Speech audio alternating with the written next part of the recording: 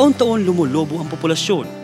Taon-taon, nadaragdagan ang mga pangangailangan mula sa pagkain, trabaho, edukasyon, pabahay at serbisyong medikal. Kahirapang tutugunan, kahirapang iwawaksin ng lipunan. Ikaw, paano ka tutulong? Ano ang gagawin mo?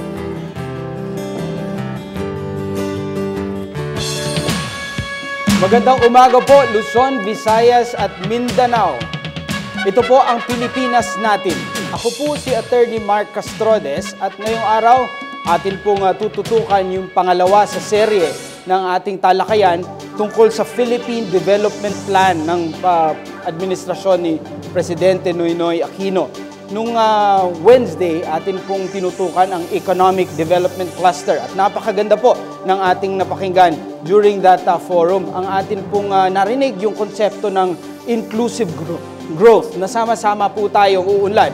At narinig din po natin yung pagsuporta sa mga industriya na dapat po talagang magbigay ng trabaho at mag-generate nga po ng mas marami pang negosyo sa ating bansa. Ito po na pakinggan din po natin yung willingness from the private sector na makiisa sa gobyerno tungo sa pag-unlad ng ating ekonomiya. Napakaganda po ng binalita ni Secretary Purisima na ilang beses po tayong na-upgrade yung ating credit upgrade at ang tingin po ng buong mundo at ng mga investors ay napakaganda po ng prospects ng ating ekonomiya. Pero po, pwede po nating sabihin, hindi po nating pwedeng iulam ang ating mga statistika. Yun po ang ating hinahanap. Although napakaganda po, mapalad ang nakaintindi dun sa economic terms, pero marami po sa atin ang interesadong mapakinggan ang ating talakayan sa umagang ito dahil ang tututukan po natin ay ang Human Development Cluster ng Gabinete.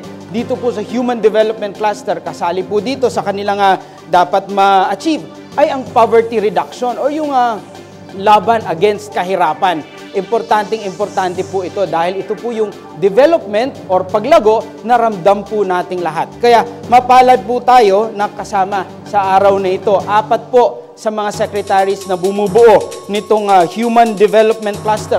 Yan po ang kanilang chairperson, Secretary Corazon Dinky Soliman ng DSWD. Kasama din po dyan si Secretary Brother Armin Luistro ng DepEd, Secretary Rosalinda Baldos ng DOLE, at Secretary Enrique Ona ng DOH. Magandang umaga po sa inyo. Magandang umaga naman sa iyo. Umaga din sa iyo. Okay, mukhang exciting po ang ating pag-uusapan ngayon. Kaya sisimulan ko na po kay Ma'am Dinky. Ma'am Dinky, ano po ang mandato ng ating cluster at sino po ang bumubuo nitong ating Human Development Cluster? Ang mandato ng ating Human Development Cluster ay pagsisigurado na gaya ng sinabi ni Pangulong Noynoy Aquino, walang maiiwanan sa kaunlaran na gusto nating maabot o yung inclusive growth. So kami ang cluster na nagsisigurado na ang ating mga kababayan na ayon sa huling estatistiko ng NSCB, yung National Census and Statistics Board, ay humigit kumulang 20.9% ang nasa ilalim ng kahirapan o yung poverty incidence natin. Ang aming mandato, siguraduhin na itong mga mamamayang ito ay mabibigyan ng kaukulang serbisyo nang sa ganon sila ay maiangat mula sa kanilang sitwasyon tungo sa landas ng kaunlaran. Kasama natin, dagdag dito sa 4 na nandito sa ating talakayan ngayon, nandyan din ang HUD-C. Siya ang nangangalaga ng pagsisigurado na ang pangangailangan ng bahayan ay matutugunan at ang kumakatawan dyan ay ang pinuno mismo na si Vice President Jojo Binay. Kasama din po natin dyan yung 3 ahensya na nagsisigurado na ma-reforma natin ang mga iba't ibang resources na pag-aari ng iilan na maging mas demokratiko ang paggamit at pag-ari. Ang Department of Agriculture, Department of Agrarian Reform, and Department of Environment and Natural Resources. Siyempre, hindi kami pwedeng kumilos kung wala po doon ang Department of Budget and Management at ang policy making natin ng NEDA at bahagi sa aming pagsisigurado na nararamdaman ito sa lahat ng sulok ng Pilipinas, kailangan kaugnay natin ang local governments sa pamamagitan ng DILG.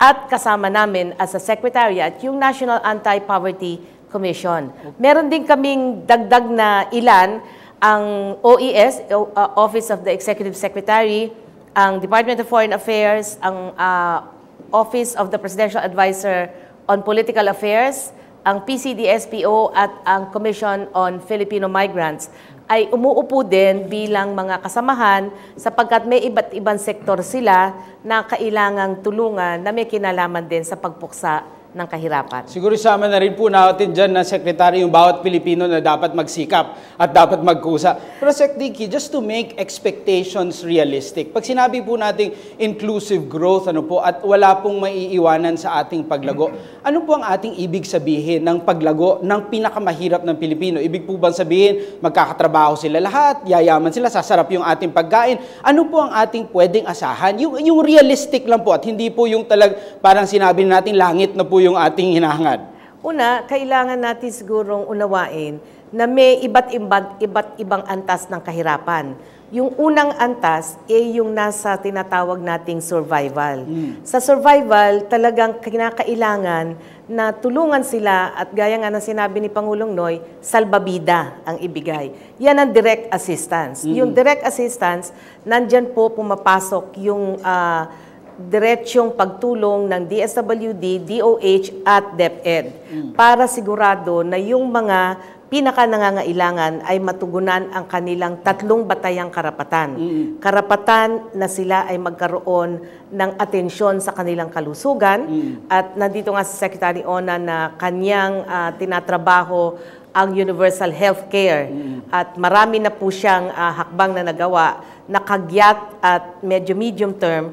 In fact, ang Human Development Cluster proudly says na ang isang legislative agenda na aming iminungkahi ay nasagawa, yung pambansang pagbabakuna ay batas na. Okay. At nagawa ho yan dahil nagtrabaho ang DOH at nakiisa kami.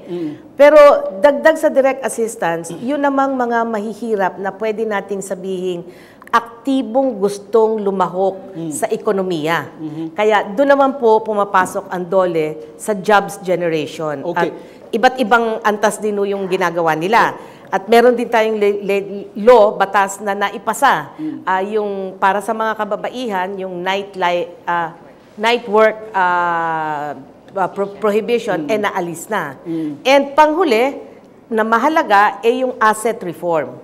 Yun ay pagsisigurado na ang mga resources ng bansa ay pantay-pantay na nagagamit at nakakabenepisyo ang karamihan ng mamamayan. Mukhang 3 napakalalaking objective ito, Secretary Dinky. At bago siguro natin detalyahin yung role ng DSWD at ng iba pang ahensya, siguro katanungan ng marami, since there are competing concerns and competing priorities and there are so many secretaries, so many offices involved, ito po bang PDP na ating basihan ng ating development, is this able to synchronize, synergize, and make strategic yung galaw ng bawat parte nitong ating cluster? Ang PDP, isang dokumento na sama-sama namin ginawa. Kaya unang-una, ang pulisiya ng administrasyong ito kasi ay mag-ugnayan. So, ang convergence ay hindi konsepto. So, kunyari, kaming 4 dito, lahat kami, meron na kaming ugnay-ugnay sa baba, kaugnay ng aming mga programa, at ang PDP ang siyang nagtatahi. Kung ano yung programa na pinagkakaugnayan namin, pero meron ding maliwanag na kami ang TOCA, DSWD. DOLE, etong TOCA mo. Ang DOH, etong TOCA mo. DepEd, etong TOCA mo. Kasi mahirap din yung hindi maliwanag, ano yung accountability mo dun sa gusto nating mangyari. So, ang PDP, kanyang inilagay yung vision, yung ano ang gusto nating maabot. Pero nakalagay din doon, anong responsibilidad ng bawat isa para maabot natin yon. At pangatlo, paano yung ugnayan, yung institutional arrangements para maabot at yung vision. Ito po bang PDP na ito, naglalagay naman po ng inyong mekanismo para masukat if you're doing well or not? Hindi lang para masukat if we're doing well or not. Yung PDP, pinatranslate yan into results framework. Very good. So lahat kami na departamento, merong target for 2016 and then pabalik. Okay. So, mamaya pwede nating tanungin si Opo, Secretary yun nga Ona, maganda yung mga targets nila sa universal healthcare, ganun din sa jobs generation, ganun din sa education in terms of classrooms and enrollment. At kami, maliwanag din yung inuutos ni Pangulong Noy Aquino na kailangan yung bilang ng mga nasa pinakanangangailangan, mabigyan namin ng tulong sa pamamagitan ng pantawid. And common kami dyan ni Secretary Ona, 5.2 million na pamilya ang dapat naming maabot. Sana po madetalye natin sa araw na ito as we discuss with each of those secretaries. Ma'am Dinky, pero nga, gaya ng sinabi ko sa ating intro, napakaganda ng ating financial or economic figures. Pero ang tanong marahil ng maraming Pilipino, bakit hindi pa rin po daw ramdam yung ating pag-unlad? Paano po natin gagawin na maramdaman ng individual na Pilipino ang pag-unlad ng ating bansa? Pakisagot po yan sa pagbabalik po ng Pilipinas Natin. Datos ng pinakabagong survey ng SWS tungkol sa gutom, siyempre mas maganda na ang report ay nababawasan yung nagugutom. Kung titingnan mo yung surveys ng SWS Hunger, pataas pababa yung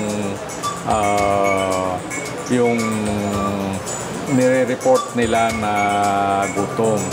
Ang dapat tingnan natin, 1-year trend, kung mayroon ba talagang pagbabago, not quarter by quarter but 1 year.